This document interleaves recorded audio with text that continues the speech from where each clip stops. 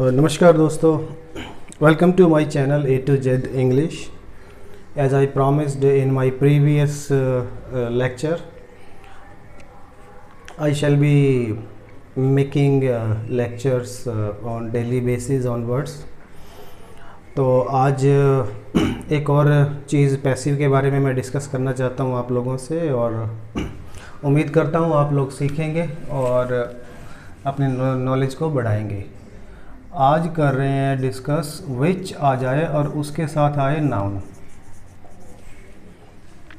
विच के बाद नाउन आ जाए। इससे रिलेटेड कोई क्वेश्चन एग्ज़ाम में आता है तो उसका पैसिव कैसे बनाना है, सीधा एग्जांपल लेते हैं। Which movie did they watch yesterday। मान लो ये सेंटेंस आया, which movie did they watch yesterday। देखो विच के बाद एक नाउन नज़र आ गया।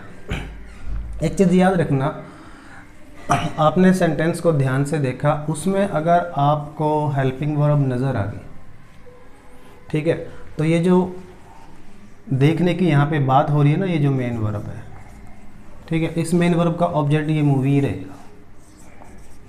सिंपल सा, बिल्कुल साधारण सा, सिंपल सा, आसान सा तरीका बता रहा हूँ कि आपने सेंटेंस में विच के बाद कोई नाउन नज़र आया और उसके बाद कोई हेल्पिंग वर्ब नज़र आ गई ना, कोई भी हेल्पिंग वर्ब, चाहे मॉडल ऑक्सिलरी वर्ब हो, डू डज हो, बी की कोई फॉर्म हो, ठीक है, हैज़ हैव हो, और उसके बाद मेन वर्ब नज़र आ गई, तो समझ लेना कि ये विच के बाद जो मूवी है ना, ये ऑब्जेक्ट होगा मेन वर्ब का। अब इसका अगर हमें पैसिव बनाना है तो बहुत आसान तरीका रहेगा। पांचों की पांचों जो स्टेप है वो सीरीज़ में फॉलो करेंगे और पैसिव बन जाएगा। ठीक है, करते हैं। पहला क्या है, जो भी हमारा ऑब्जेक्ट है उसका बनाना है सब्जेक्ट। अब हमारा ऑब्जेक्ट क्या है, विच मूवी, इसका सब्जेक्ट विच मूवी बनेगा, विच मूवी। ठीक है जी। अब ये टेंस को डिसाइड करने वाली वर्ब आ गई। डू डज डिड का इस्तेमाल होता नहीं, पास्ट इंडेफिनिट टेंस है। डिड को काट के अपने को वाज या वर बी की फॉर्म का इस्तेमाल करना है। ठीक है, वाज आएगा कि वर आएगा, वो डिसाइड कौन करेगा, सब्जेक्ट। तो हमारा सब्जेक्ट इस बार कौन बन गया, मूवी। ठीक है, तो मूवी तो सिंगुलर है, इसके साथ क्या आएगा, फिर वाज आ जाएगा, विच मूवी वाज। अब क्या है, वर्ब की थर्ड फॉर्म वॉच्ड, फिर है बाई, उसके बाद जो भी हमारा सब्जेक्ट है उसका ऑब्जेक्ट बना लो देम, और लास्ट में क्वेश्चन मार्क। आसान है बहुत, कोई मुश्किल नहीं है। ठीक है ना, एक सेंटेंस और लेते हैं। Which book have you read. मान लो इस तरह का कोई सेंटेंस है, which book have you read. अब देखो सिंपल सी बात है, ये आ गई हेल्पिंग वर्ब नज़र आ गई, ये हमारी मेन वर्ब है। इसका सीधा सीधा मतलब है कि जो विच बुक है ना, ऑब्जेक्ट है। ठीक है, इसका पैसिव बनाओ सेम तरीके से। सब्जेक्ट क्या बनेगा, पहला है ऑब्जेक्ट का सब्जेक्ट बनाओ। ऑब्जेक्ट हमारा विच बुक है तो इसका सब्जेक्ट हो गया विच बुक, विच बुक। ठीक है, विच बुक के बाद अब हम क्या करेंगे, ये टेंस को डिसाइड करने वाली वर्ब है, कौन सी है, हैव है। हैव की फर्स्ट फॉर्म ये है, हैव और हैज़। ठीक है ना, अब हैव और हैज़ का इस्तेमाल होगा पैसिव में, डिपेंड करेगा सब्जेक्ट पे हैव आएगा कि हैज़ आएगा। विच बुक का सब्जेक्ट बन गया हमारा सिंगुलर है, सिंगुलर के साथ हैव ना आगे क्या आएगा, हैज़ आएगा, तो यहाँ पे आ गया has.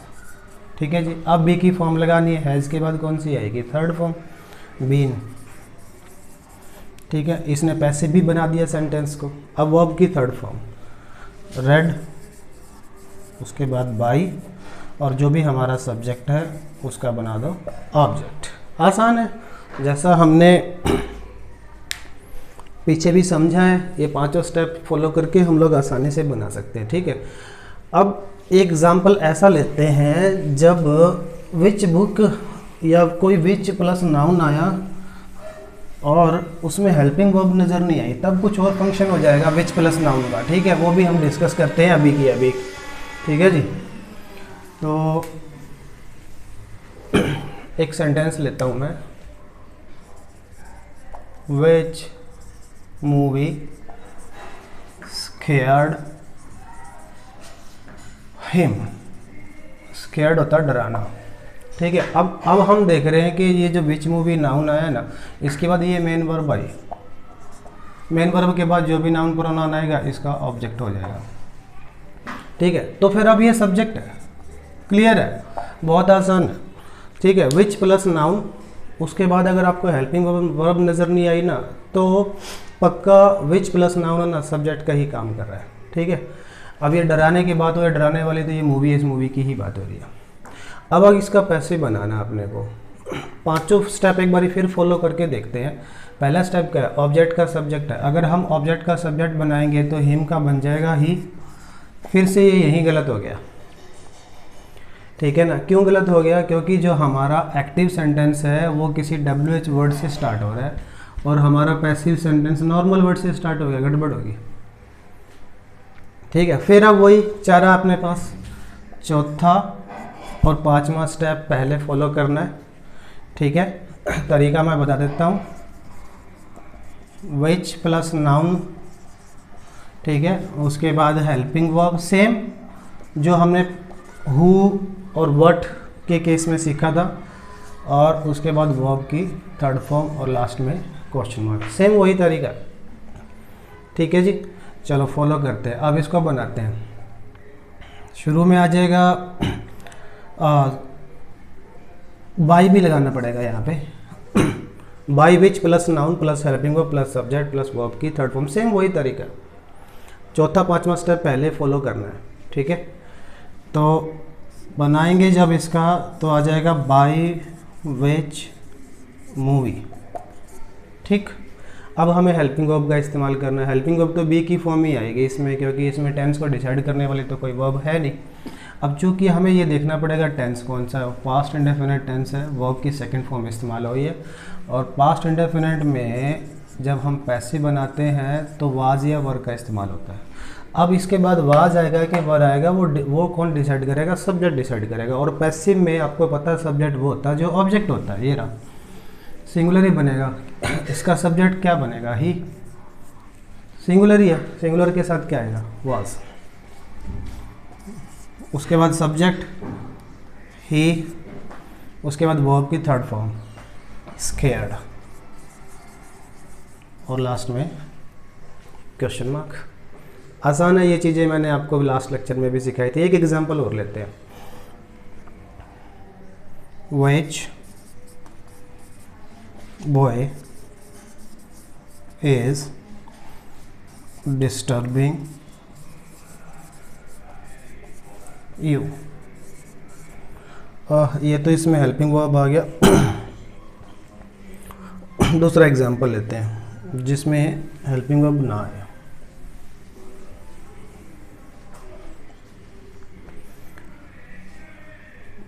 Which boy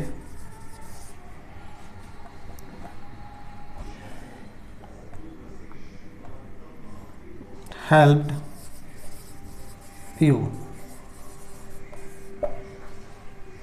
which boy helped you, ठीक है जी। अब आप देखो इसमें ये जो हेल्प वर्ब आई है ना, और उसके बाद यू, तो इसका क्या आ गया, ऑब्जेक्ट हो गया, ठीक है। तो विच बॉय क्या हो गया, अब सब्जेक्ट है फिर से। अब इसका हमें पैसिव बनाना है। अब इसका पैसिव बनाएंगे, सेम वही तरीका रहेगा, हम लिखेंगे by which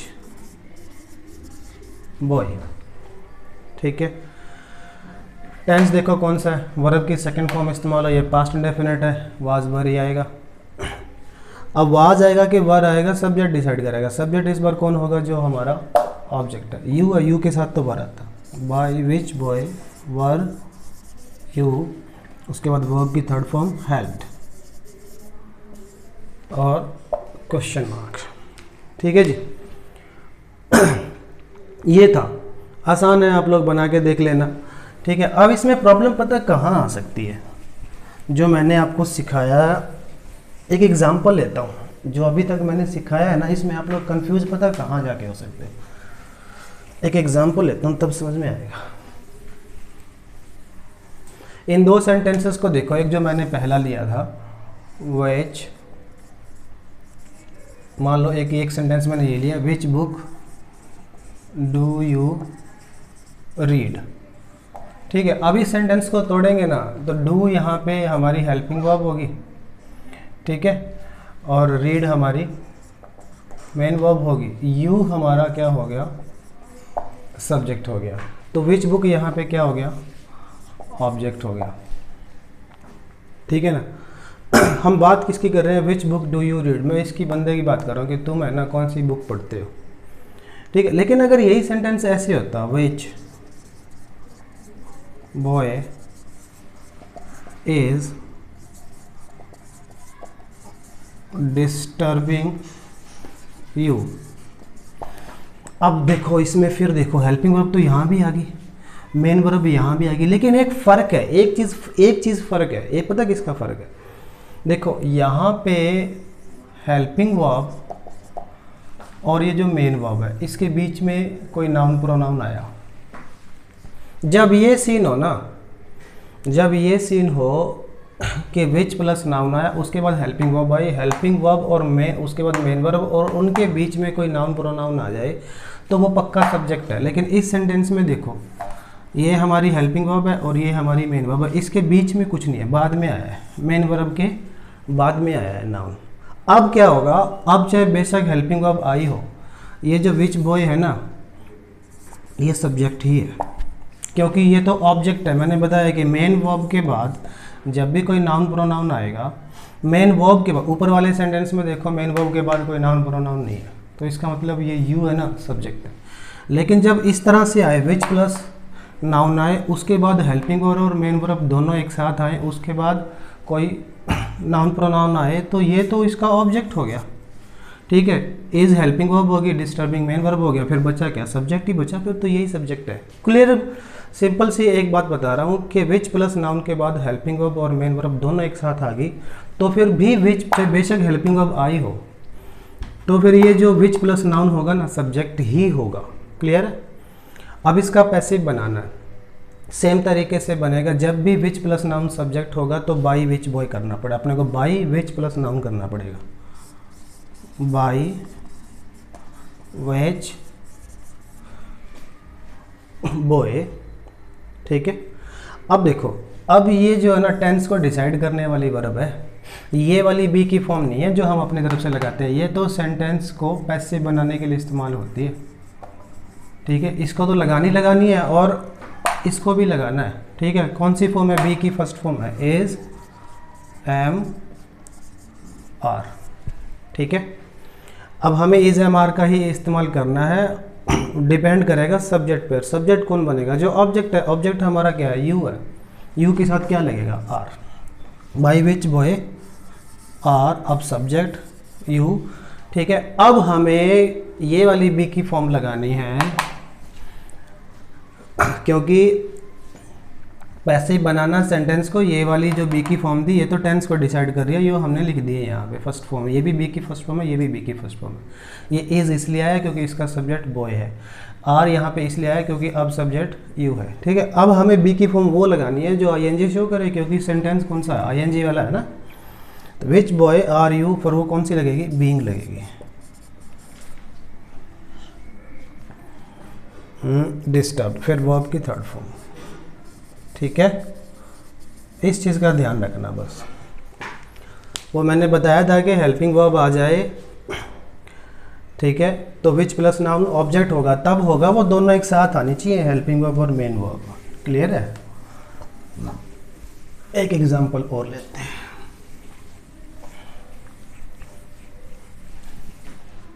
which teacher has taught them। अब देखो इस सेंटेंस को देखो, ये रही हमारी हेल्पिंग वर्ब, ये रही हमारी मेन वर्ब। मेन वर्ब के बाद आने वाला ये जो नाउन प्रोनाउन है इसका ऑब्जेक्ट हो गया। फिर बचा क्या, ये जो विच टीचर है ये हमारा सब्जेक्ट है। क्लियर है, ठीक है। अब इसको तोड़ेंगे तो फिर बाय विच टीचर, ठीक है। अब ये टेंस को डिसाइड करने वाली वर्ब है, तो हैज़ और हैव का हमें इस्तेमाल पैसिव में भी करना पड़ेगा। हैज़ आएगा कि हैव आएगा, वो कौन डिसाइड करेगा, सब्जेक्ट, ठीक है ना। सब्जेक्ट हमारा वो बनेगा जो ऑब्जेक्ट है। इसका सब्जेक्ट का क्या बनेगा, दे। दे तो प्लूरल होता है, हैव आएगा, उसके बाद सब्जेक्ट दे, ठीक है। अब हमें बी की फॉर्म भी लगानी पड़ेगी जो सेंटेंस को पैसिव बनाए। हैव के बाद कौन सी आएगी, थर्ड आएगी, बीन, उसके बाद टॉट। समझ में आ रहा है। By which teacher have they been taught, कौन से टीचर ने उनको पढ़ाया, कौन से टीचर के द्वारा वे पढ़ाए गए हैं। क्लियर है। एक एग्जांपल और ले लेते हैं चलते चलते, उसके बाद अपने घर पे प्रैक्टिस करना, और कुछ ना समझ में आए तो फिर SMS ड्रॉप करना, कॉल करना। Which novel